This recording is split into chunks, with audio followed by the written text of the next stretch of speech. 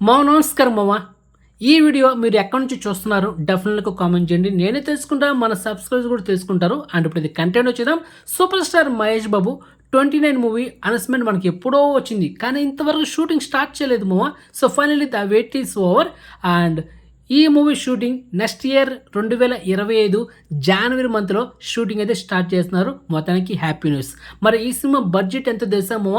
800 కోట్ల నుంచి 1000 కోట్ల లోపల ఉంటుంది మామ సినిమా బడ్జెట్. ట్రిపుల్ ఆర్ మూవీ బడ్జెటే దాదాపుగా 550 కోట్లు. కానీ ఈ సినిమా బడ్జెట్ 800 నుంచి 1000 కోట్ల లోపల ఉంటుంది. మన ఇండియాలోనే కాస్ట్‌లిస్ట్ ఫిలిం ఏదన్నా ఉందంటే హై బడ్జెట్ ఈ సినిమానే మామ. అండ్ ఇది అమెజాన్ ఫారెస్ట్ అడవిలో షూట్ చేయబోతున్నారు.